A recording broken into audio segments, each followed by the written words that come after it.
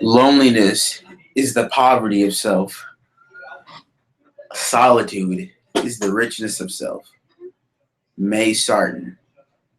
Hello, you all. My name is Stephen Small, and today, through its ability to alleviate depression, boosting in creativity, and promotion of self reflection, I plan to convince you all to spend at least 4 hours a week in solitude.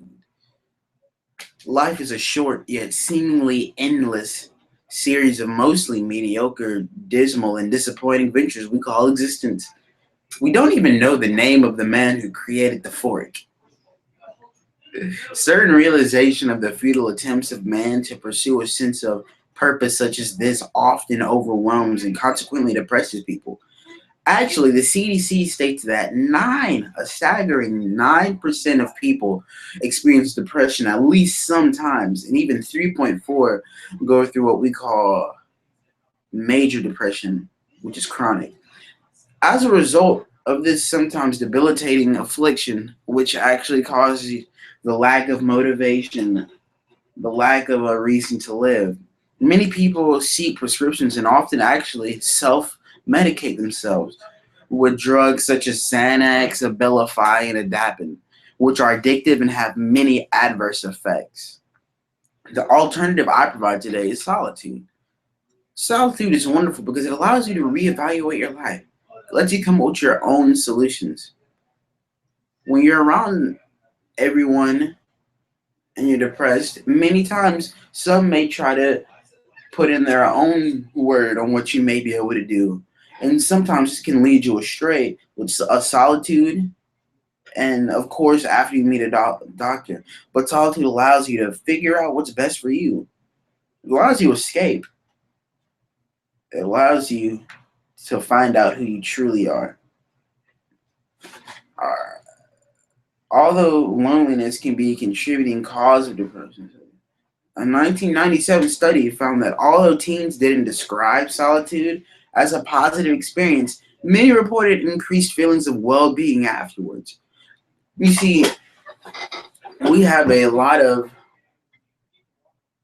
a lot of negative stigma that comes with solitude and having an introverted personality.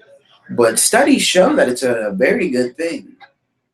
Hopefully, if any of you have been experiencing depression, you will take my take on solitude and at least dabble with it. Another reason I find solitude to be a very beneficial state of being is because it boosts creativity. Many times you have writer's block. Sometimes you may fall behind in schoolwork. Sometimes you may even just be in a rut. You don't know who you are. With solitude, you find that you become not only your best but most creative self. The Huffington Post even says, clearing out distractions and allowing time for reflective thought is a great way to tap into your creativity. Being alone with your thoughts is oftentimes a prerequisite for the kind of the outside the box that's necessary for artistic expression. Some of the greatest minds have sought solitude and consequently came up with some of the most important theorems, strategies that ultimately benefited the world. England's own Prime Minister, Winston Churchill, who often suffered from depression, would often seek solitude, and we all know him to be one of the greatest minds of the 20th century. Famous artists such as Jean-Michel Basquiat often would go missing for days, even sleeping in boxes. He has paintings that go for $5 million easily. Just these two people are the testaments of how wonderful solitude truly can be. Also, another reason I advocate for solitude is just allows you to reflect. Like I said, as well as depression, you just get down and out, especially for all the mothers out there who have children, all the wives out there who have husbands. It can be very stressful, and it's a task that not everybody can live up to. It's a very, very, very important thing that you seek just some alone time, some solitude. If you get too much of anything, it's a bad thing. We've seen that to be evident in many cases, not only drugs such as heroin and cocaine, even fruits. Hey, if you eat too many carrots, you can turn orange. Anyway, I believe that you should get alone because it allows you time to recharge.